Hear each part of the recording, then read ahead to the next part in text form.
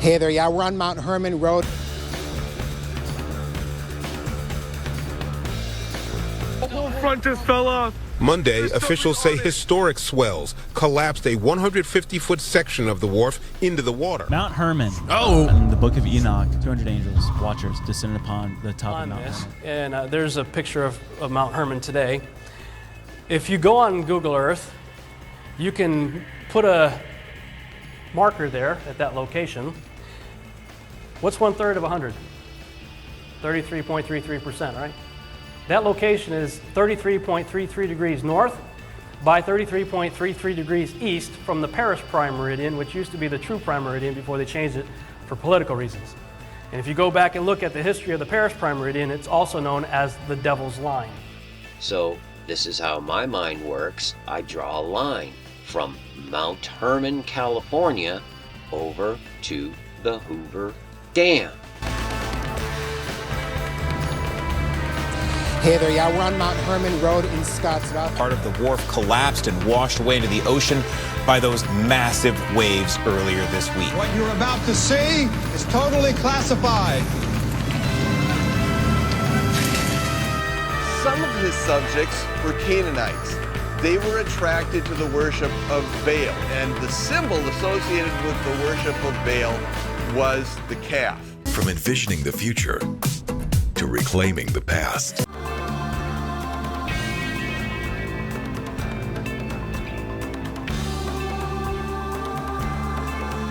Close your eyes and take a leap. I'd actually never heard about any of the odd edifices and symbolism to be found at the Hoover Dam until I actually happened to visit there myself about 3 years ago. And as soon as I got out of the car and saw the two giant angel statues and the star map and zodiac made out of stonework on the ground, I instantly knew it was something I was going to have to go home and look into some more. Now get a load of this, man. And this is like right to the center of the dam, okay? That would be this line right here. Now look at the properties, the measurements of this line. It's 414 miles, but it is literally 666 kilometers exactly. And of course, another thing that has surrounded all the conspiratorial Hoover Dam speculation is the idea of it somehow being a stargate. And this, of course, ties heavily into the star map. Also part of the conversation, why wasn't the large crane and other heavy equipment removed before the storm hit? Officials say there's an investigation on the state level and the local level into that. Beaches here will reopen on Saturday, but the wharf will remain closed indefinitely.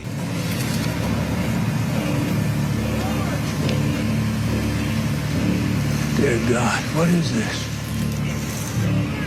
We think when he made his approach over the North Pole, our gravitational field screwed up his telemetry. He crashed in the ice, probably a few thousand years ago.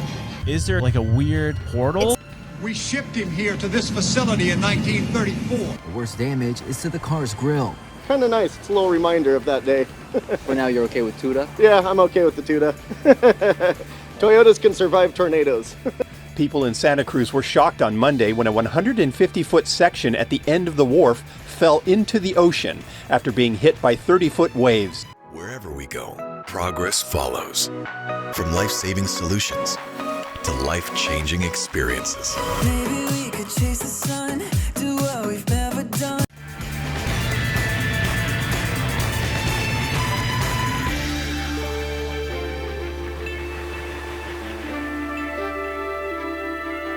So the curious topic of the Hoover Dam is one that I've been wanting to come back and examine from a enclosed cosmological perspective for a while now.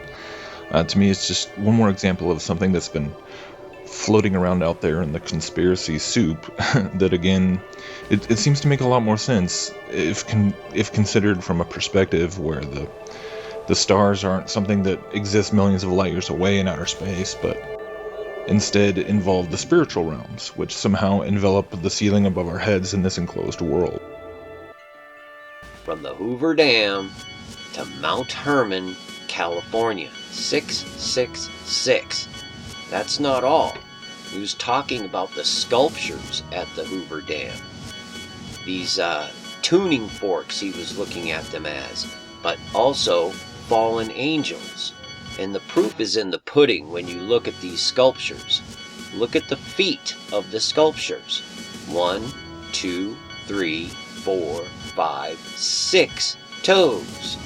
The company that built the Hoover Dam was literally called 6 Companies, Inc. We're talking about stargates here in the context of witchcraft and the occult. Until we feel the beat.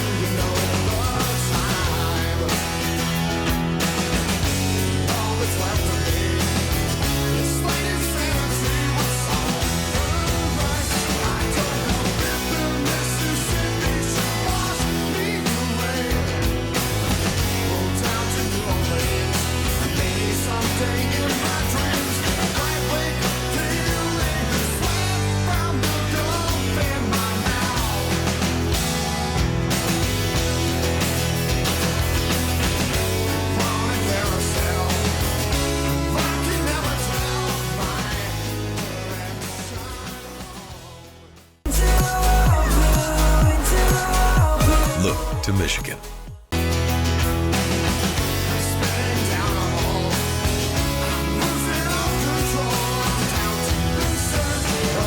The dam itself at the base is 660 feet thick. And a transformer, which he was talking about in that video, exploded at the Hoover Dam literally 13 days after the Georgia Guidestones were blown up. Fact is, you're looking at the source of the modern age. Microchip, lasers, spaceflight, cars, all reverse engineered by studying him.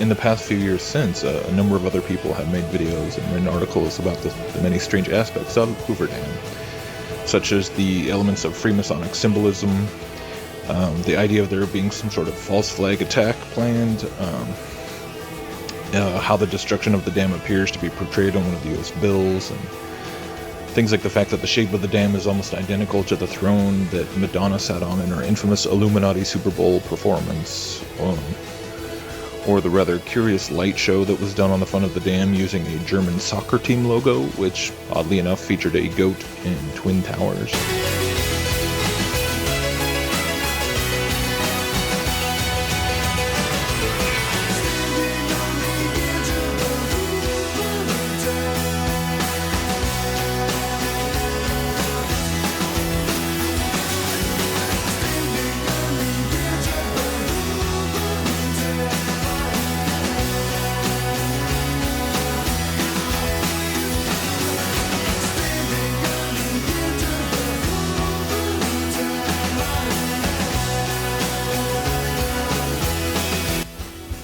It's an interesting question, given that this is near the end of his ministry and the disciples have collected lots and lots of impressions.